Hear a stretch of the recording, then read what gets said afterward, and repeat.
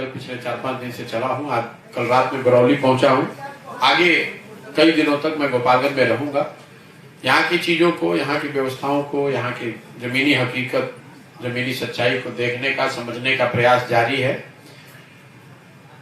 इसलिए मैं गोपालगंज की स्थिति पर, गोपालगंज की लोगों ने जो बात अभी तक बताई है उस पर कोई विशेष टीका टिप्पणी नहीं करूंगा, क्योंकि कई बार ऐसा होता है कि जब आप जिले में घुसते हैं और 2, 4, 5 दिन, 10 दिन में जो आपकी एक आप समझ बनती है वो पूरा जिला घूमने के बाद बिल्कुल अलग होता है। क्योंकि जिले के अंदर भी प्रखंडों के बीच में और प्रखंडों के अंदर पंचायतों के बीच में काफी विषमता आपको देखने को मिल सकती है। कुछ ऐसे, जैसे पूर्वी चंपारण में मैं जब घुसा तो वहां पहाड़पुर प्रखंड से घुसे अरराज में गए तो पहाड़पुर अरराज में स्थिति, चूंकि वहां बाढ़ नहीं आता है तो बिल्कुल अलग है, और सुगौली आदापुर वाले एरिया में बिल्कुल अलग है। तो मैं गोपालगंज की स्थिति के बारे में कोई समुचित तौर पे कोई बात नहीं कहूंगा। मोटे तौर पर अभी तक 110 दिन का जो अनुभव रहा है उसको आपके साथ संक्षिप्त में साझा करेंगे और फिर आपके प्रश्न लेंगे। अभी तक 110 दिन घूमने के बाद जो बिहार में सबसे बड़ी समस्या मुझे लोगों के नजरिए से समझ में आई है वो है बेरोजगारी और पलायन। बिहार में लोगों के लिए रोजगार सबसे बड़ी समस्या है, चाहे वो पढ़े लिखे बेरोजगारों की बात हो या गरीब अशिक्षित समाज जिसको अपनी रोजी रोटी अपने बाल बच्चों को खिलाने के लिए, जो भूमिहीन है या जिसके पास कोई दूसरा साधन नहीं है, उसको मजदूरी करना पड़ता है या उसको रोजगार के लिए बिहार को छोड़कर वापस बाहर जाना पड़ता है। तो अभी तक ये सबसे बड़ी समस्या के तौर पर देखने को मिली है। हम लोग का एक अपना अनुमान है कि ज्यादातर गांव में करीब 50% लोग, नवयुवक कहीं न कहीं बाहर रोजगार करने के लिए, मजदूरी करने के लिए गए हैं। पंचायत के स्तर पर मेरा आकलन अभी यह है कि कोई 1500 से 2000 लड़के हर पंचायतों से बाहर जाकर मजदूरी कर रहे हैं। तो ये सबसे बड़ी समस्या है। लोगों को ये तो पता ही है कि यहाँ बेरोजगारी बहुत है, पलायन बहुत होता है, लेकिन जब हम लोग पैदल चल रहे हैं तो इसकी जो सामाजिक आर्थिक जो विकरालता है वो देखने को मिल रही है। ये देखने को मिल रहा है कि कैसे परिवारों की जिंदगी इससे इफेक्ट होती है। पूरा का पूरा जीवन आदमी बाहर ही मजदूरी करने में बिताता है। परिवार से जो जवान व्यक्ति है, जैसे 20 साल का हो गया, 22 साल का हो गया, वो मजदूरी करने चला गया। अब जब तक उसकी जवानी है, जब तक उसके शरीर में दम है, तब तक वो बाहर मजदूरी करता है। साल में एक बार कोई 10 दिन, 15 दिन, 20 दिन के लिए घर आता है, अपने बच्चों से, अपने परिवार से मिलता है। नहीं तो जब तक जवान है तब तक उसको बाहर ही काम करना है। जब उसका शरीर थकता है तो वो गांव में आता है और फिर उसके घर में जो जवान लड़का है वो बाहर चला जाता है मजदूरी करने। तो ये साइकिल है जो जनरेशन से चलता आ रहा है। ये बहुत बड़ी परेशानी बिहार के लोगों के लिए है। दूसरी जो बड़ी समस्या देखने को मिली वो है किसानों की। जो यहाँ पर खेती किसानी करने वाले लोग हैं, देखने में ऐसा लगता है कि बिहार में सब कोई कृषि पर ही आधारित है, लेकिन सच्चाई ये है कि बिहार में करीब 60% लोग भूमिहीन हैं। तो वो, उनको आप किसान तो नहीं मान सकते हैं। जमीन लोग भाड़े पर लेकर, रेंट पे लेके, बटाई पर लेकर खेती करते हैं। लेकिन जब भी हम लोग किसानों की बात करते हैं तो इस बात को ध्यान में रखना चाहिए कि 60% लोग बिहार में भूमिहीन हैं। राष्ट्रीय औसत और 38% है। ये स्थिति तब है जब पिछले कई दशकों से बिहार में समाजवाद के नाम पर राजनीति चलती रही है। जिस राज्य में दशकों से समाजवाद के नाम पर राजनीति चल रही है, वहां देश में सबसे ज्यादा भूमिहीन लोग रहते हैं। कोई भूमि सुधार, इसकी वजह यह है कि बिहार में भूमि सुधार कानून कभी लागू नहीं किया गया, कभी उसको समुचित तौर से किया नहीं गया। राजनीतिक नारेबाजी हुई, हल्ला हंगामा हुआ, लोगों का मत लिया गया, लोगों को बेवकूफ बनाया गया, लेकिन भूमिहीनों की समस्या, भूमिहीनों की संख्या को कम करने के लिए कोई सोची समझी रणनीति, कोई सोचा समझा ईमानदार प्रयास नहीं किया गया है। और ये मेरा आकलन नहीं है, आंकड़े बता रहे हैं। बिहार में भूमिहीन 60% है, पूरे देश में 38% लोग भूमिहीन है। मैं अब आता हूँ वो लोग जो कि किसानी करते हैं। बिहार में खेती करने वाले जो लोग हैं वो ज्यादातर मार्जिनल किसान हैं। 91% किसान बिहार में ऐसे हैं जिनके पास 1 हेक्टेयर से कम जमीन है। तो जो यहाँ किसानी करता भी है, खेती करता भी है, वो मार्जिनल है, सब्सिस्टेंस फार्मिंग करता है। मतलब जीने खाने के लिए लोग खेती करते हैं, उससे वो कोई अपने परिवार की आर्थिक स्थिति को सुधारने की स्थिति में नहीं है। ये भी देश में जो छोटे किसान हैं उसके मुकाबले बहुत ज्यादा है।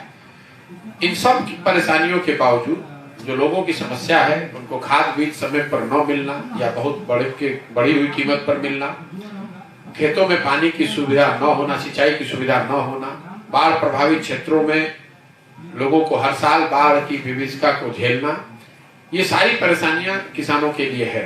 यूरिया की किल्लत बड़े पैमाने पर लोग बता रहे हैं, 500 से लेकर 1200 रुपए तक लोगों ने दिया है।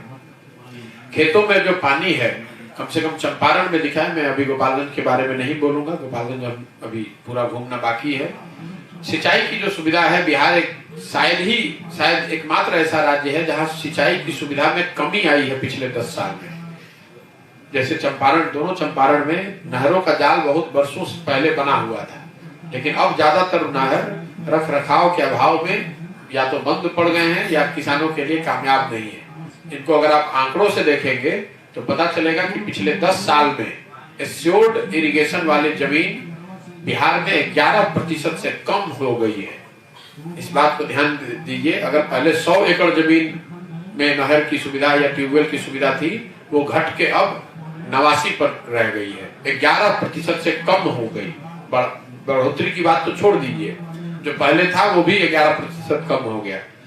इन सब परेशानियों के बाद भी जो सबसे बड़ी परेशानी किसानों की है, जो मैं समझ पाया हूं, वो उनकी फसल का उचित मूल्य का न मिलना है। बिहार में जो फसल उपजाई जाती है, धान हो, गन्ना हो, गेहूं हो, बाजरा हो, मकई हो, सब्जी हो, किसानों को उसका मूल्य नहीं मिलता है। जब मैं पैदल चल रहा हूं तो सबसे बड़ी संख्या में लोग ऐसे मिले जिन्होंने धान की कटाई की है, और अभी तक मुझे ज्यादातर लोगों ने, करीब 100% लोगों ने जो बताया है कि वो 1200 से 1600 रुपए क्विंटल के हिसाब से उन्होंने धान बेचा है, जबकि धान की सरकारी कीमत है 2050 रुपए प्रति क्विंटल। तो मुझे कोई व्यक्ति भी नहीं मिला जिसने ये कहा हो कि मैं 2050 रुपए में मैंने धान बेचा है। यही हाल गन्ना का है। ये दोनों चंपारण और आपके गोपालगंज में भी गन्ना बड़ी बहुत आयत तौर पे लोग उगाते रहे हैं। चीनी मिलों के बंद होने से, चीनी मिलों के मनमानी भ्रष्टाचार की बात हर जगह लोग बता रहे हैं। इस पूरे इलाके में 3 तरह का जो गन्ना पैदा किया जाता है, उसमें जो एक प्रेफर्ड वेराइटी है, जो सबसे मिल वाले चाहते हैं कि यही उपजाया जाए, उस वेराइटी में दिक्कत यह है कि एक तो उसमें कीड़ा ज्यादा लग रहा है, दूसरा वो सूखता जल्दी है, और तीसरा उसकी भी जो कीमत है, उसकी कीमत यूपी में गन्ने की कीमत के मुकाबले करीब 60 रुपए क्विंटल कम है। और घटतौली की जो समस्या है, जो गन्ना किसान काट कर ले जाता है, वहां मिलों की मनमानी की वजह से 5 क्विंटल से 10 क्विंटल तक घटतौली की जा रही है, और मजबूरी में किसानों को वो गन्ना उन्हीं कम कीमत पर उसी कम वजन के साथ बेचना पड़ता है। ये बात मैंने चंपारण के मिलों के लिए भी सुनी और सिद्धवलिया मिल के लिए भी ये बात बहुत बड़े पैमाने पर लोगों ने बताया। मैं सिद्धवलिया अभी 2 दिन पहले ही रुका हुआ था। घटतौली बहुत बड़ी समस्या है।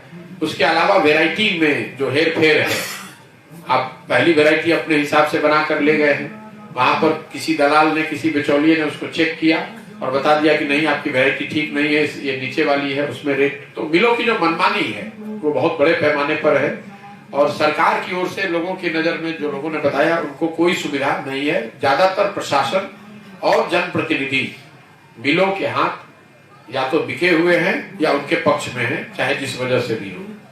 तो ये समस्या समझ में आ रही है। इसका जब मैंने बिहार के स्तर पर अध्ययन कराया, ये समर्थन मूल्य वाली बात, तो एक बहुत बड़ी बात जो समझ में आई, पिछले 10 साल में, आपकी जानकारी के लिए बता रहा हूं, पिछले 10 साल में बिहार में सिर्फ 13% धान समर्थन मूल्य पर खरीदा गया है। गेहूं के लिए ये प्रतिशत है 1%। मतलब जितना भी धान पैदा हुआ बिहार में, उसमें सिर्फ 13% धान ही सरकारी मूल्य पर खरीदा गया। जितना गेहूं खरीद पैदा हुआ, वो 1% गेहूं सरकारी मूल्य पर खरीदा गया। बाकी किसी भी फसल के लिए कोई समर्थन मूल्य की व्यवस्था बिहार में नहीं है। आपकी समझ के लिए बता दूं कि पंजाब, जिसके किसानों की हालत की बात हर जगह होती है कि वहां के किसान बहुत अच्छे हैं, इसका कितना असर है आप समझिए कि पंजाब में 70% गेहूं और करीब करीब इतना ही धान समर्थन मूल्य पर सरकार के द्वारा खरीदा जाता है। बिहार में इसका जब इकोनॉमिक अध्ययन मैंने कराया तो आपको ये जानकर हैरानी होगी, जिसकी चर्चा क्योंकि इसकी कहीं नहीं होती है, अगर सिर्फ समर्थन मूल्य पर सारे फसलों को खरीद लिया जाए राष्ट्रीय औसत के हिसाब से भी, तो भी बिहार में हर साल किसानों को 20 से 25 हजार करोड़ रुपया अलग से मिलना चाहिए था। मतलब समर्थन मूल्य का सही भाव का न मिलने की वजह से बिहार के किसानों को हर साल 20 से 25 हजार करोड़ रुपए का नुकसान हो रहा है। पलायन, रोजगार और कृषि के बाद तीसरी जो सबसे बड़ी समस्या लोगों ने बताई वो है शिक्षा का ध्वस्त हो जाना। पूरे बिहार में शिक्षा व्यवस्था का ध्वस्त हो जाना मेरी समझ से नीतीश कुमार की 17 साल की सरकार की सबसे बड़ी विफलता है। ऐसा इसलिए कि देखिए, अगर आज सड़क टूट गई है, कल अच्छी सरकार आ जाएगी तो शायद वो सड़क बन जाए, लेकिन अगर शिक्षा व्यवस्था ध्वस्त हो गई, 2 जेनरेशन एक तरह से अनपढ़ हो गया, तो कल अगर एक अच्छी सरकार आ भी जाए तो भी जो बच्चे पढ़कर इस व्यवस्था से निकल गए वापस वो अपने आप को शिक्षित नहीं बना सकते। बिहार की शिक्षा स्थिति की पूरी व्यवस्था को मैं एक लाइन में आपको इतना ही कह सकता हूं कि जो स्कूलों की छवि है या स्कूलों में जो काम हो रहा है वो है सरकारी कुछ बेनिफिटों को, योजनाओं का बांटा जाना, खिचड़ी खिलाया जाना। तो स्कूलों से खिचड़ी बट रहा है और कॉलेजेस से डिग्री बट रहा है। कॉलेजेस जो है जहाँ बिल्डिंग है, शिक्षक हैं, बच्चे हैं, वहाँ पढ़ाई नहीं हो रही है।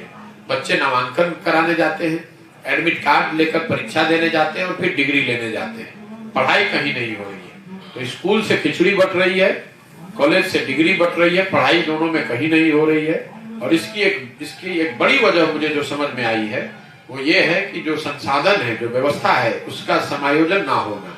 मतलब स्कूल के लिए जहाँ पर विद्यालय है, जहाँ बिल्डिंग है, वहाँ शिक्षक नहीं है, जहाँ शिक्षक है वहाँ बिल्डिंग क्लासरूम नहीं है, जहाँ दोनों है वहाँ बच्चे ही नहीं है। तो ये समता मूलक शिक्षा बनाने के चक्कर में हर जगह बिल्डिंग बना दिए गए और उनको पेपर पर उत्क्रमित बना दिया गया, उत्क्रमित कर दिया गया। प्राथमिक विद्यालय को मध्य विद्यालय को उच्च विद्यालय, बिना किसी सोची समझी व्यवस्था के तहत कागज पर विद्यालय बना दिए गए, उनको उत्क्रमित कर दिया गया, कोटा पूरा कर दिया गया। लेकिन उन विद्यालयों में ना शिक्षण का काम हो रहा है, ना कोई ऐसी व्यवस्था है, ना कोई उसकी चिंता कर रहा है। तो समता मूलक शिक्षा के नाम पर हर जगह स्कूल खोले गए, हजारों करोड़ रुपए जनता का बर्बाद किया जा रहा है, पढ़ाई कहीं नहीं हो रही है। इन तीनों के बाद दो जो बड़ी सरकार की योजना है, 3 योजनाएं जो केंद्र सरकार की हैं, उनकी स्थिति जो हमने ग्राउंड पर देखी। सबसे पहले ये जो अनाज वाली योजना चल रही है, प्रधानमंत्री गरीब कल्याण योजना, जिसके तहत लोगों को 5 किलो अनाज हर महीने मिलना है। अभी तक तीनों जिलों में मुझे लोगों ने जो बताया कि बिहार में 5 किलो अनाज शायद ही किसी लाभार्थी को मिलता है, ज्यादातर लाभार्थी को 4 से 4.5 किलो अनाज मिलता है। और इसकी वजह यह है कि व्यवस्थित तरीके से प्रखंड में आने वाले अनाज पर व्यवस्थित तरीके से प्रति क्विंटल 40 रुपए तक भ्रष्टाचार के तौर पर, पीसी के तौर पर लिया जा रहा है। और ये पैसा लेने में जनप्रतिनिधि, ऑफिसर्स, इंक्लूडिंग विधायक शामिल है, सबका हिस्सा है। एक प्रखंड में 15,000 से 25,000 क्विंटल अनाज आता है और हर क्विंटल पर 40 रुपए की दर से पीसी काटा जाता है, जो कि ये सारे जनप्रतिनिधियों और अफसरों के बीच में बांटा जाता है। तो ये हालात हैं कि भाजपा की सरकार एक और गरीब कल्याण योजना के नाम पर अपना पीठ थपथपा रही है और उनके विधायक और जनप्रतिनिधि यहाँ उसी में कमीशन ले रहे हैं। दूसरी जो बड़ी योजना जो केंद्र सरकार की है वो आवास की योजना है। स्वाभाविक तौर पर जब हम लोग गांव में जाते हैं तो एक बड़ी मांग रहती है घर की। जहां तक अभी मुझे लाभार्थियों से मिलने का, स्थानीय लोगों से मिलने का अवसर मिला है, ज्यादातर लोग वो इंदिरा आवास के बेनिफिशियरी हैं, वो उनको 20,000 रुपए मिला है, तो पुरानी व्यवस्था थी। अभी जो नई व्यवस्था है प्रधानमंत्री आवास योजना, इसके लाभार्थी बहुत कम संख्या में है, जिसमें 1,40,000 रुपए मिलने की बात है। और 1,40,000 रुपए जो मिल रहा है उसमें 25,000 से 40,000 रुपए तक भ्रष्टाचार की भेंट चढ़ता है। जहां पर जनप्रतिनिधि चोरी कर रहे हैं वहां पर 35 से 40,000 रुपए, जहां जनप्रतिनिधि थोड़े ईमानदार हैं वहां पर 20 से 25,000 रुपए। लेकिन जो अफसर हैं वो तो 100% इसमें पैसा ले रहे हैं। कोई भी अभी तक उनको ऐसा इंदिरा आवास का, प्रधानमंत्री आवास योजना का लाभार्थी नहीं मिला जिसने ये बताया हो कि बिना पैसे के उसको इंदिरा आवास योजना का लाभ मिला हो या प्रधानमंत्री आवास योजना का लाभ मिला हो। उसकी पूरी व्यवस्था लोगों ने बताई है। कई जगह हम लोगों ने वीडियो भी रिकॉर्ड किया है कि नाम लिखे जाने पर 1000 रुपया, आगे नाम बढ़ाए जाने पर 2000 रुपया, एक पूरी एक व्यवस्था बनी हुई है। हर किस्त में किसको कितना पैसा मिलना है, इसका एक पूरा व्यवस्था बढ़िया बना हुआ है। तीसरी एक जो बड़ी योजना सरकार की चल रही है, या ODF, स्वच्छ भारत अभियान, जिसके तहत शौचालयों का बनना था, शौचालयों को बनाया जाना था, दोनों चंपारण और शिवहर में। और अभी जो मैं 5 दिन गोपालगंज में चला हूँ, इसके आधार पर मैं कह सकता हूँ कि ODF जो है ये आधे से ज्यादा जगह पर पेपर पर ही है। गांव में खुले में शौच आज भी सच्चाई है। जब हम लोग पैदल चल रहे हैं, गांव से निकलते हैं, तो दोनों ओर खुले में शौच है। और लोग बताते हैं कि इस पूरी योजना में 2000 से 6000 रुपए तक अधिकारियों को, जनप्रतिनिधियों को दिया गया है, और लाभार्थियों को 12000 रुपए रिलीज किया गया है। न किसी ने शौचालय बनाने की चिंता की, ना उसके उपयोग की बात कही गई है। इसी वजह से मुझे ऐसा लगता है कि ODF का जो चर्चा हो रही है, जो बात हो रही है, ज्यादातर पेपर पर ही है। एक और योजना जिसको लेकर मैं खुद हतप्रभ हूँ, थोड़ा आश्चर्यचकित हूँ, वो है मनरेगा का। क्योंकि मेरी एक सोच थी कि बिहार में इतने बड़े पैमाने पर लोग भूमिहीन हैं, गरीब हैं, बाहर मजदूरी करने के लिए जाते हैं, तो मैं जब जमीन पर जाऊंगा तो मुझे मनरेगा का काम दिखेगा। लेकिन जब मैं जमीन पर गया हूं तो मुझे अभी तक मनरेगा के तहत काम करते हुए मजदूर कहीं नहीं मिले। कहीं मनरेगा का कोई काम होता हुआ मुझे दिखा नहीं। कुछ लोग कहीं बताते हैं कि ये पेड़ लगाया गया है मनरेगा के अंदर, लेकिन काम करते हुए एक्टिव तौर पर मनरेगा कहीं नहीं दिखा। एक तरीके से इतनी बड़े स्कीम को, इतनी बड़ी योजना को बिहार सरकार के पदाधिकारियों ने भुला ही दिया है। अगर इसको आंकड़ों में देखेंगे तो बिहार में मनरेगा का यूटिलाइजेशन करीब 39-40% है। मतलब अगर 10,000 करोड़ रुपया केंद्र से हम लोग को मिल सकता था मनरेगा के तहत, तो बिहार सरकार 4000 करोड़ रुपया ही ले रही है। 6000 करोड़ रुपया तो हम लोग सरेंडर कर रहे हैं हर साल, और जो 4000 करोड़ रुपया आ रहा है उसमें 40% PC है मनरेगा में। तो इफेक्टिवली जो बिहार की जनता का, जो भूमिहीन है, किसान है या मजदूर है, जिसके लिए ये योजना है, हर साल बिहार के मजदूरों को, भूमिहीनों को 10 से 12,000 करोड़ रुपया मनरेगा के तहत मिलना चाहिए था, या उसका लाभ मिलना चाहिए था। उसके बदले में इफेक्टिवली उनको 2400-2500 करोड़ रुपया ही मिल रहा है। मतलब 2/3 पैसा या तो आ ही नहीं रहा है, या आ रहा है तो लूट हो जा रही है।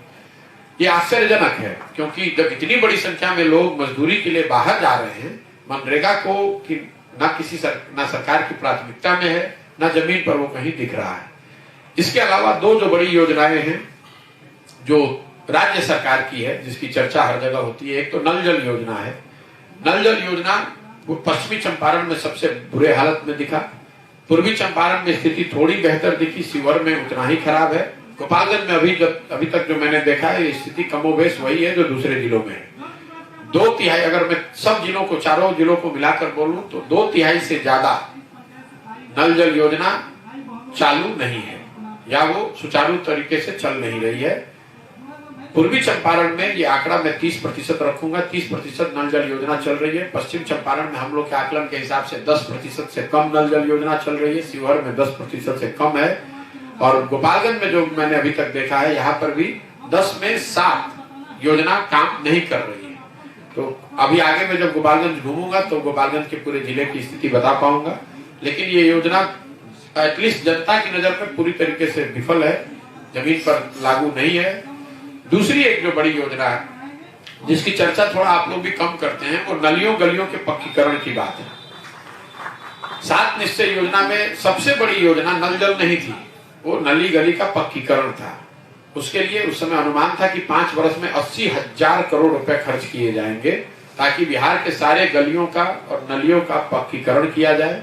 घरों से नालियां निकालकर एक बड़ा नाला बनाया जाए, और उस नाले से पानी को लाकर उसके निस्तारण की व्यवस्था की जाए, और गलियों का साथ में पक्कीकरण हो। मैं जितना अभी तक घूमा हूँ, नालियों और गलियों का पक्कीकरण कहीं मुझे दिखा नहीं सुचारू तरीके से। कहीं कहीं गांव में सड़क के किनारे बड़े नाले बने हुए हैं, जिसमें पानी है नहीं, ना उसमें पानी आता है, ना पानी के निस्तारण की व्यवस्था है, उसमें कूड़ा करकट जमा हुआ है। गलियों की स्थिति की तो बात जितनी कम की जाए जितना कम किया जाए वही ठीक है, क्योंकि गलियों की हालत बिल्कुल उस दिशा में कोई काम नहीं हुआ है। इसके अलावा जो 7 निश्चय की दूसरी योजनाएं थी, बेरोजगार बच्चों को 1000 रुपए मासिक सहायता, स्टूडेंट क्रेडिट कार्ड, इन सब चीजों की तो कहीं कोई चर्चा नहीं है, लोग एक तरह से उसको भुला ही चुके हैं। मैं स्वास्थ्य पर कोई चर्चा नहीं कर रहा हूं, आपने ध्यान दिया होगा। उसकी वजह ये नहीं है कि स्वास्थ्य व्यवस्था अच्छी है, उसकी वजह ये है कि स्वास्थ्य व्यवस्था इतनी खराब है कि जिन इलाकों में मैं चल रहा हूँ, जिन गाँव में, जिन पंचायतों में मैं चल रहा हूँ, अभी तक मुझे कोई भी सुचारू तरीके से चलने वाला सब सेंटर या ब्लॉक स्तर पर या पंचायत स्तर पर कोई स्वास्थ्य व्यवस्था दिखी नहीं। पूरी जो स्वास्थ्य व्यवस्था है वो ग्रामीण चिकित्सकों और प्राइवेट सर्विस प्रोवाइडर्स पर आधारित है। सरकारी व्यवस्था करीब करीब पूरी तरीके से है ही नहीं, कहीं नीचे नहीं है। मैं अनुमंडल के अस्पतालों में नहीं गया हूँ, जिले के अस्पताल में नहीं गया हूँ, तो मैं उस पर टिप्पणी नहीं कर सकता हूँ। लेकिन जिन गांवों में हम लोग जा रहे हैं, जिन पंचायतों में मैं जा रहा हूँ, वहां पर कहीं पर भी चलता हुआ अस्पताल मुझे नहीं दिखा है। और मैं ये चारों जिलों को मिलाकर बोल रहा हूँ, कोई भी गांव में कोई सब सेंटर जहाँ डॉक्टर बैठा हो, 10, 20, 50 रोगी हो, वहां लोगों को सुविधा मुहैया कराई जा रही है, अभी तक हमको नहीं दिखा है। इसके अलावा जो सबसे ज्यादा सुने जाने वाला शब्द है पदयात्रा के दौरान, वो है अफसरशाही से परेशान लोग, सरकार का कोई भी काम भ्रष्टाचार के बगैर न होना, और सरकार की सारी योजनाओं में पीसी का व्यवस्थित तरीके से काटा जाना। तो 3 जो शब्द हैं, अफसरशाही, भ्रष्टाचार और पीसी, ये बिहार में सबसे ज्यादा सुने जाने वाला शब्द है। नीतीश कुमार की जो सरकार है, इसको लोगों ने एक तरह से अधिकारियों का जंगल राज मान लिया है। बिहार ने, हमने, आपने किसी दौर में लालू जी के सरकार में अपराधियों का जंगल राज देखा है। अब आज जो व्यवस्था चल रही है, इसको आप और हम अगर अधिकारियों का जंगल राज मान लें तो वो कोई अतिशयोक्ति नहीं होगी। अधिकारियों की मनमानी है। सामान्य जनता की बात तो छोड़ दीजिए, जो जनप्रतिनिधि चुने हुए हैं, जो समाज में प्रबुद्ध और मजबूत लोग हैं, वो भी अधिकारियों से डील करने में, अधिकारियों से निपटने में सक्षम अपने आप को नहीं पाते। दूसरी जो ये बात है कि कोई भी सरकारी काम बिना पैसे के नहीं होगा। चाहे आप ब्लॉक में चले जाइए, थाने में चले जाइए, अस्पताल में चले जाइए, सीओ ऑफिस में चले जाइए, ये एक तरह से लोगों ने सच्चाई मान ली है कि बिना पैसे, बिना भ्रष्टाचार के काम नहीं होगा।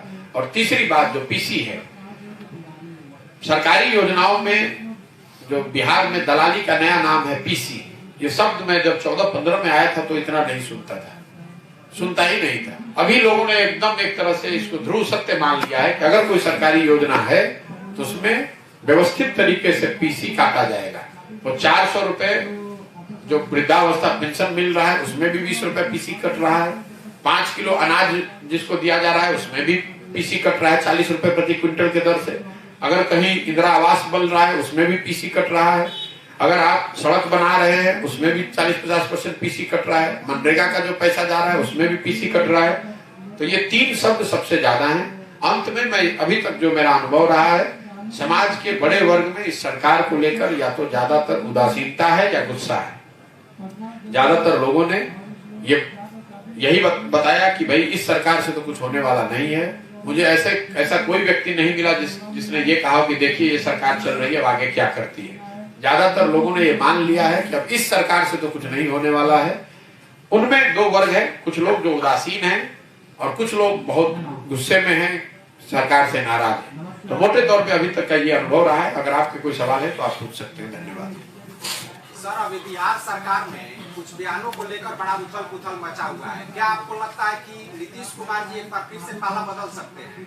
भैया देखिए, बयान से पाला बदलेंगे कि नहीं बदलेंगे, जब महागठबंधन ये बना है तभी मैंने कहा है कि नीतीश कुमार जी अपनी सुविधा के अनुसार उन्होंने इस महागठबंधन को बनाया है। नीतीश कुमार जी हमसे मार्च में मिले हैं महागठबंधन के बनाने के बहुत पहले, और उस समय भी उनके मन में एक बात चल रही थी, मेरे से उन्होंने डिटेल चर्चा की है।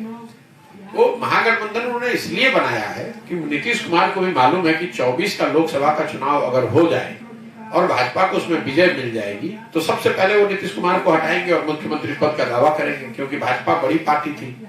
उस चीज को एक तरह से प्रीएम्प्ट करके नीतीश कुमार ने भाजपा का दामन छोड़ के महागठबंधन बना लिया है। अब आगे वो क्या करेंगे वो तो नीतीश कुमार को भी नहीं मालूम है। जहां तक उनकी स्थिति है, मैं रोज कहता हूं और आपके मंच से भी कह दे रहा हूं कैमरे पे, नीतीश कुमार बिहार में महागठबंधन में है, लेकिन हर नजरिए से वो देश में एनडीए के साथ है।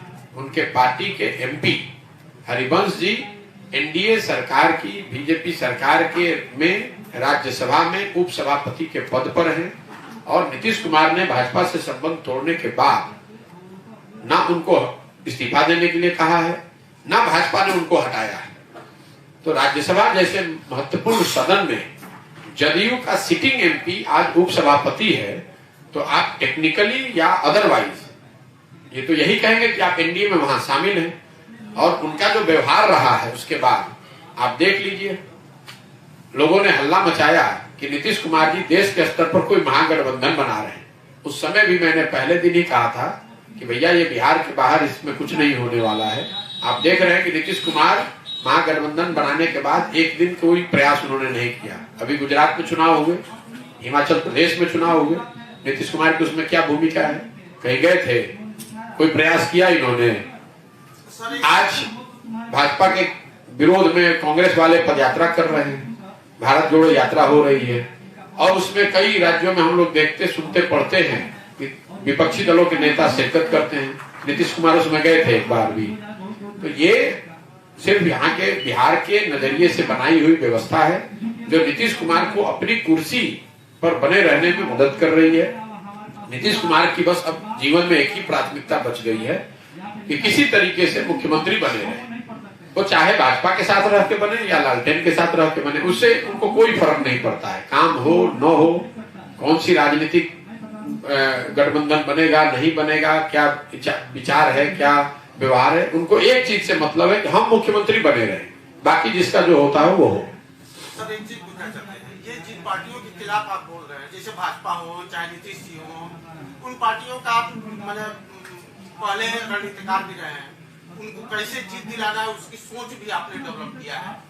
आज उन्हीं के खिलाफ मतलब जो भी स्टेटमेंट है आप आ रहे हैं, आपका ही स्टेटमेंट है कि मैं कहीं कोई पार्टी नहीं बनाने जा रहा, जो जीतेगा उससे बेटर काम लूंगा। तो आखिर वो कौन सा पार्टी है जिसके लिए आप पुनः फिर से पद यात्रा कर रहे हैं या रणनीति बना रहे हैं, नई सोच बना रहे हैं, उसके ऊपर मुझे फोकस चाहिए। पहले तो आपका जो सवाल है, आप पहले वकील थे और आप राजनीति में आ गए, तो आप कह रहे हैं कि जब वकील थे तो जितने लोगों का केस लड़ा था, आप सब, आपने सवाल पूछा मुझे जवाब देने दीजिए कि जितने लोगों का आपने केस लड़ा उस सब के आप साथी हो गए। मैंने उस काम को 10 बरस किया है, और कोई छुपा के नहीं किया है, डंके की चोट पर किया है, देश में सबसे बेहतर किया है, ये तो आप जान रहे हैं। 10 बरस वो काम किया, और 2 मई 2021 को, आज नहीं 2 मई 2021 को, जिस दिन बंगाल और तमिलनाडु का परिणाम आया, उस दिन देश में सारे नेशनल मीडिया के सामने मैंने ये घोषणा की कि अब ये काम आगे नहीं करेंगे। उसके बाद 1 साल तक कोई काम नहीं किया है। बिहार में हम आए हैं 2 मई 2022 को, तो 2021 और 22 में 1 साल का फर्क है। उसके बाद आकर हमने कहा है कि हम बिहार में आकर एक नई राजनीतिक व्यवस्था बनाने का प्रयास कर रहे हैं, और वो प्रयास समाज के माध्यम से होगा, जो कि मैं काम कर रहा हूं, आप देख रहे हैं। अब आपका अगर ये सवाल है कि भाई आपने पहले नीतीश कुमार की मदद की है और आप बिहार में उनकी आज शिकायत कर रहे हैं, तो क्यों कर रहे हैं? ऐसा सोच नहीं। मैं आपको बता रहा हूँ अब कि 2014-15 में जिस नीतीश कुमार की हमने मदद की थी और आज जो नीतीश कुमार हैं, इनमें जमीन आसमान का फर्क है। राजनेता के तौर पर, प्रशासक के तौर पर और मानवता के तौर आधार पे जिस नीतीश कुमार की 14-15 में मैंने मदद की थी, उसकी छवि बिहार में प्रशासक के तौर पर ये थी कि 2005 से 2014-15 के बीच में बिहार सुधरता हुआ दिखा था, काम होता दिखा था। उस नीतीश कुमार ने 7 निश्चय पर कमिटमेंट किया था कि ये 7 निश्चय के ये 7 कार्यक्रम हम लोग आगे करेंगे। आज नीतीश कुमार की प्रशासक के तौर पर क्या छवि है वो आपको हमसे बेहतर पता है। जिस नीतीश कुमार की 14-15 में हमने मदद की थी, वो राजनेता के तौर पर वो व्यक्ति था जो लोकसभा के चुनाव में उनकी पार्टी के हारने के बाद पद से इस्तीफा दे दिया था उन्होंने। उनकी पार्टी ने, वो नहीं हारे थे, उनकी पार्टी लोकसभा में हारी थी, लेकिन राजनीतिक मोरालिटी एक चीज होती है जिसकी वजह से उन्होंने पद से इस्तीफा देकर मांझी जी को मुख्यमंत्री बनाया था। आज वही नीतीश कुमार 2020 में चुनाव हार गए हैं, भाई अगर आप 243 में 42 एमएलए जीते हैं तो चुनाव हार गए हैं, लेकिन राजनीतिक मोरालिटी को ताखे पर रख के कभी भाजपा के साथ कभी आरजेडी के साथ मिलकर किसी न किसी तरह से मुख्यमंत्री बने रहना चाहते हैं। मैं जिस नीतीश कुमार की मैंने मदद की थी, ये वो नीतीश कुमार हैं जो लाल बहादुर शास्त्री के बाद पहले रेल मंत्री थे जिन्होंने रेल दुर्घटना होने पर इस्तीफा दे दिया था। गैसल असम में एक रेल दुर्घटना हुई थी जिसमें 290 लोगों की मृत्यु हो गई थी। नीतीश कुमार जी तब वाजपेयी जी प्रधानमंत्री थे, उसके कैबिनेट में रेल मंत्री थे। जब दुर्घटना के बाद वाजपेयी जी ने इस्तीफा स्वीकार करने से मना कर दिया तो नीतीश जी का कहना था कि भाई 290 लोगों की मृत्यु हुई है, मैं कैसे पद पे रह सकता हूँ। आज वही नीतीश कुमार हैं। कोरोना के दौरान हजारों लोगों की मृत्यु हो गई, लाखों बिहार के बच्चे पूरे भारत में हंसी का पात्र बने, पैदल चले, इतने संकटों से घर वापस आए और ये व्यक्ति अपने घर से बाहर निकलकर या इनकी सरकार ने उन बच्चों की मदद करने की कोई कोशिश तक नहीं की। आज ये वही नीतीश कुमार हैं जब 70 गरीब लोगों का परिवार उजड़ गया, उनकी मृत्यु हो गई छपरा में, तो पॉकेट में हाथ डालकर हंस के कह रहे हैं कि जो पिएगा वो मरेगा। तो आपको फर्क नहीं दिख रहा है नीतीश कुमार के 15 के नीतीश कुमार और आज के नीतीश कुमार में। और लोकतंत्र के मूल में क्या बात बताई गई है, आप किसी भी व्यक्ति विचारधारा या उनके कार्यक्रमों के आधार पर 5 वर्ष के लिए अपना विश्वास उस व्यक्ति या उस पार्टी में देते हैं, उनको यह अवसर देते हैं कि वो काम करके दिखाएं। और अगर वो 5 साल में काम नहीं करता है, आपके विश्वास पर खरा नहीं उतरता है, तो आपकी नागरिक होने के नाते ये जिम्मेवारी है कि जितनी मजबूती से आपने उनकी मदद की है उतनी ही मजबूती से आप उनका विरोध करें। अगर आप ये नहीं कीजिएगा तब तो लोकतंत्र को आपने राजतंत्र बना दिया कि एक बार आपने वोट किसी को दे दिया तो वो सही करे चाहे गलत, जीवन भर उन्हीं का मदद करते रहे। तो मैं पूछ रहा हूँ आपसे सर, आखिर आप एक तरफ करें कि मैं पार्टी नहीं बनाऊंगा? किसने बोला है कि नहीं? आप बात सुने हैं? आप पहले बात आप सुन या तो सुन नहीं रहे हैं, समझने की कोशिश नहीं कर रहे हैं।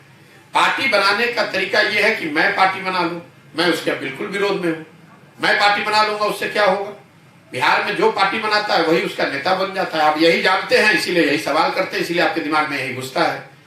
समाज को अगर बिहार में एक पार्टी की जरूरत है तो जरूर समाज में ऐसे लोग भी होंगे जिनको ये जरूरत समझ में आनी चाहिए, तो सब मिलकर बनाएगा पार्टी।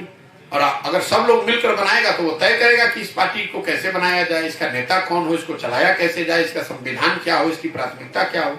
ये बात आपको समझ में आएगी नहीं, क्योंकि बिहार में 30, 40, 50 सालों में लोगों ने यही देखा है कि कोई एक व्यक्ति आता है, वो दल बनाता है, ये कह देता है कि मैं दल का नेता हो गया, मेरे बाद मेरा बेटा होगा और बाकी सारी जनता जो है इसका कार्यकर्ता बन के काम करे। आप वो व्यवस्था भूल गए हैं जो आजादी से पहले इस देश में थी। जो महात्मा गांधी की कांग्रेस थी वो किसी एक व्यक्ति ने नहीं बनाया था, उसका नेता कोई एक व्यक्ति नहीं था, वो किसी एक परिवार, किसी एक जाति की पार्टी नहीं थी। वो देश के उन सारे लोगों की पार्टी थी जो उसको मिलकर बनाया, लोगों ने बनाया था और मिलकर ही हर साल चलाते थे। पूरे देश से लोग हर साल जुटते थे, वो तय करते थे कि इस साल कांग्रेस का अध्यक्ष कौन होगा, वो तय करते थे कि अगले 1 साल तक देश में किस आधार पर कार्यक्रम चलाए जाएंगे। तो अगर वो ये व्यवस्था 75 साल पहले लागू थी तो आज क्यों नहीं लागू हो सकती है? उसी व्यवस्था से देश को आजादी मिली, उसी व्यवस्था से मैं ऐसा समझता हूं कि बिहार को गरीबी, बेरोजगारी, भ्रष्टाचार से आजादी मिलेगी। किसी एक व्यक्ति के दल बना लेने से, किसी एक व्यक्ति के नेता हो जाने से ये व्यवस्था सुधरने वाली नहीं है। यही तो मैं भी कह रहा हूँ कि आपको याद बिहार में जो शिक्षकों पे केस हुआ है, क्या इसमें डीओ नहीं है दोषी? इसमें बिहार सरकार इसमें दोषी नहीं है? भैया केस जो हुआ है, मैंने आपको शुरू में बता दिया कि नीतीश कुमार के जो स्वयं से पढ़े लिखे व्यक्ति हैं, इनके शासन काल में शिक्षा व्यवस्था का ध्वस्त हो जाना, जिसमें सारे विद्यालय उत्क्रमित हैं और करीब सारे शिक्षक नियोजित हैं। जब पूरी शिक्षा व्यवस्था ही ध्वस्त हो गई तो शिक्षकों की स्थिति या विद्यालयों की बिल्डिंग की स्थिति तो खराब होगी। मुझे शिक्षक रोज मिलते हैं, मैं उनको रोज कहता हूं कि भाई आप वेतनमान की या सर्विस कंडीशन की बात कर रहे हैं जो जायज भी हो सकती है, लेकिन अगर पूरा जहाज ही डूब रहा है तो उसमें केबिन कैसे बच जाएगा? अगर पूरी शिक्षा व्यवस्था ही ध्वस्त हो गई तो उसमें शिक्षकों की स्थिति कैसे सुधर सकती है? तो चाहे वो पहले सुशील कुमार मोदी ने 2015 में आपको बोला हो या 2020 में तेजस्वी ने आपको बेवकूफ बनाया, जिसने भी कहा कि मैं शिक्षकों की सर्विस कंडीशन को सुधार दूंगा, उन्होंने सीधा झूठ बोला, बिना समझे हुए बोला। क्योंकि मेरे पहले उत्तर दे लेने दीजिए, फिर आप फिर से पूछ लीजिएगा। क्योंकि जब पूरी शिक्षा व्यवस्था ही ध्वस्त है तो उसमें शिक्षकों की वेतनमान, उनके सर्विस कंडीशन, उनका इज्जत या उन पर केस होना जिसकी आप बात कर रहे हैं, ये तो स्वाभाविक तौर पर होगा। जब पूरी शिक्षा व्यवस्था ही ध्वस्त हो गई है तो उसमें जो फर्जी टीचर है उस पर केस होगा, कभी उस सही टीचरों को हटा दिया जाएगा, कोई उसमें सही आदमी आएगा नहीं, जो सही आदमी है भी वो पढ़ा नहीं रहा है, समाज उसको मान नहीं रहा है। तो इस तरह की सारी जो अव्यवस्था है वो इसलिए नहीं है कि कोई डीओ ने गलती कर दी या कोई शिक्षक गलत है या सही है, ये इसलिए है कि पूरा जहाज ही, शिक्षा का जहाज ही बिहार में डुबा दिया गया है।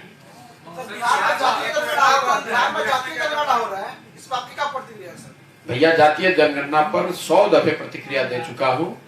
कोई भी ऐसी बात जिससे सरकार के पास समाज के बारे में बेहतर जानकारी आए उसका स्वागत होना चाहिए।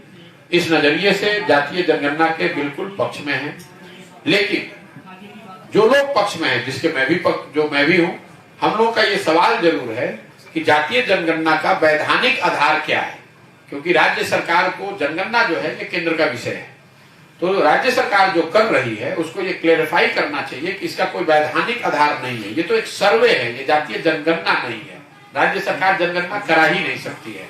तो अगर वो सर्वे करा रहे हैं और उससे जो भी जानकारी आती है उस जानकारी के मुताबिक अगर समाज के किसी वर्ग का कुछ फायदा हो सकता है या होना चाहिए तो बिल्कुल होना चाहिए, उसके मैं समर्थन में हूँ। इसके साथ साथ एक और बात बताना चाहता हूँ, ये समाज को बेवकूफ बनाने का तरीका है, समाज को लड़ाने बांटने का तरीका है।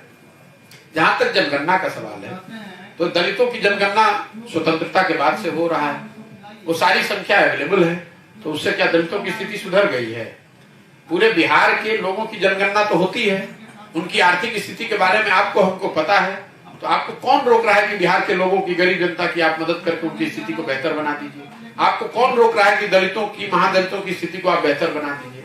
सिर्फ जनगणना हो जाने से या सिर्फ जानकारी इकट्ठा कर लेने से लोगों की स्थिति नहीं सुधरेगी। लोगों की स्थिति तब सुधरेगी जब उस जानकारी पर आप ईमानदारी से कुछ बेहतर प्रयास करेंगे। तो ये तो वोट लेने के लिए, समाज को बांटने के लिए अगड़ा पिछड़ा जाति के आधार पर उन्माद खड़ा करके वोट लेने की तैयारी है और कुछ नहीं है। उनको भी मालूम है कि इससे कुछ नहीं निकलने वाला है।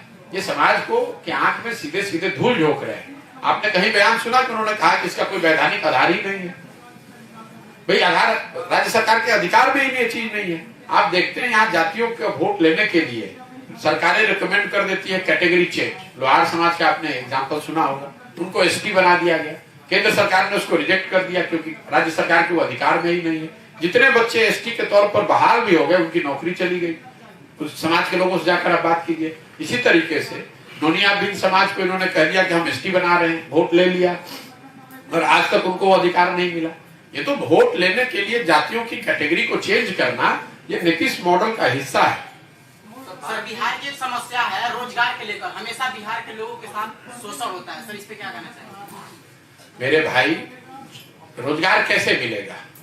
आपके पास शिक्षा है नहीं, आपके पास खेती किसानी करके आगे बढ़ने का कोई उपाय है नहीं, क्योंकि खेती यहाँ करके खेती लोग रोजगार के लिए नहीं करते, पेट भरने के लिए करते हैं।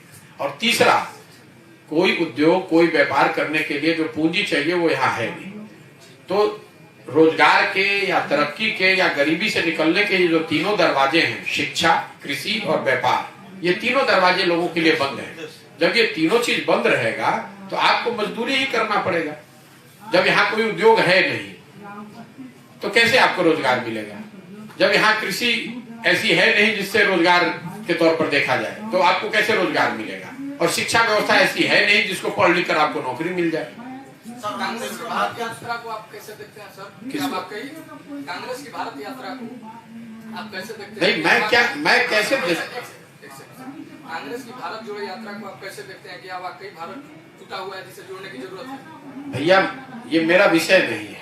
वो हर राजनीतिक दल को, हर समाज के हर वर्ग को अपने नजरिए से प्रयास, राजनीतिक सामाजिक प्रयास करने का अधिकार है। मैं अपने नजरिए से बिहार में ये काम कर रहा हूँ। कांग्रेस पार्टी की सोच है, वो भारत जोड़ो यात्रा करना चाहते हैं तो कर रहे हैं। मैं उसमें क्या टिप्पणी कर सकता हूँ? मेरा ये स्वभाव नहीं है कि जिस विषय से मैं न जुड़ा हूँ उस पर टीका टिप्पणी करूँ। आपने देखा होगा 2017 के बाद मैं बिहार में जब नहीं था तो मैंने बिहार के किसी भी विषय पर कभी भी कोई टीका टिप्पणी नहीं की है। अब जब मैं बिहार में रहता हूँ, 24/7 घर परिवार सब छोड़कर यहीं पर रह रहे हैं, बिहार के समाज में रह रहे हैं, तो मैं बिहार के विषयों पर बोलना चाहता हूँ, ना कि कश्मीर और केरल के विषय में। जब मैं बिहार में नहीं था, देश के विषयों से मेरा सरोकार था या उन विषयों से मैं जुड़ा हुआ था, तो हर दिन देश में मीडिया में मेरे से बात होती थी और देश के इन विषयों पर मैं चर्चा भी करता था, राजनीतिक सामाजिक विषयों पर बोलता भी था। समाधान यात्रा से बिहारियों को कितना समाधान मिलेगा? अब ये तो आप बताइएगा कितना समाधान मिलेगा। भाई 17 साल मुख्यमंत्री रहने के बाद अगर नीतीश कुमार को लग रहा है कि समाधान करने की कुछ जरूरत है, तो ये अच्छी बात है, मैं उसका स्वागत करता हूँ। कम से कम उनको जरूरत महसूस तो हुई। लेकिन समाधान यात्रा जो आप लोग कह रहे हैं या वो खुद दावा कर रहे हैं, यात्रा का डिक्शनरी मीनिंग जाकर समझ लीजिए। यात्रा का मतलब अपने बंगले से निकलकर आकर सदन में, परिसदन में बैठ के, सर्किट हाउस में बैठ के 4 अफसरों के साथ बैठ के परिचर्चा करना। यात्रा कैसे हो गया, किस डेफिनेशन से हो गया, ये कौन सा नया डेफिनेशन बना दिया। इस तरह की 14 यात्रा वो कर चुके हैं। अब उनकी यात्रा की एफिशिएंसी समझिए कितना पेश है। नीतीश कुमार जी पश्चिम चंपारण के सारे विषयों का समाधान उन्होंने 4 घंटे में कर दिया अपनी यात्रा में, परिसदन में बैठ के कुछ अधिकारियों से चर्चा करके। पूर्वी चंपारण में उन्होंने 15 मिनट स्टॉप ओवर में पूरे पूर्वी चंपारण का समाधान कर दिया। गोपालगंज जिस जिले में आप बैठे हैं, यहाँ वो आए ही नहीं। तो कौन सी यात्रा कर रहे हैं और कितने बढ़िया तरीके से कर रहे हैं, वो तो आप लोगों से जाकर पूछिए। मैंने खुले में ये चुनौती दी है प्रेस के माध्यम से। ये यात्रा जो है, जो अधिकारियों से और अपने सुरक्षा बलों के घेरे में रहकर घूमना और कुछ बात करना, इसका कोई मतलब है? अगर उनमें दम है तो किसी पंचायत में बिहार के अपने चल कर दिखा दे। आप देख रहे हैं कि इतनी सुरक्षा व्यवस्था है, इतना तामझाम है, इसके बावजूद हर दिन कोई काला झंडा दिखाता है, कोई हल्ला मचाता है, कोई कुर्सी फेंक रहा है, कोई पत्थर फेंक रहा है। ये उनके हालात हैं। आप एक दिन बिना सुरक्षा के चल के किसी एक पंचायत में चल के दिखा दीजिए। मैं तो खुली चुनौती दे रहा हूँ, आपकी यात्रा मान लूंगा मैं। सर, काला झंडा दिखाने वाला लड़का इसी जिले से था, तो उसकी 2 मांगे थी कि गोपालगंज में यूनिवर्सिटी हो और छपरा में जितने लोग शराब से मरे उनसे नीतीश कुमार मिले। तो उसको भैया आपने जो खुद कहा, इसमें कौन सी गलत मांग उस लड़के ने की है? फिर उसको लेकिन अभी तक जेल में रखा ही जाएगा। तो भाई ये लोकतंत्र है। मैं तो वही कह रहा हूँ, आप यात्रा कह के ये तो आप समाज को शर्मसार कर रहे हैं। यहाँ के पढ़े लिखे लोग या समझदार लोगों की विद्वता को आप लोग मजाक उड़ा रहे हैं।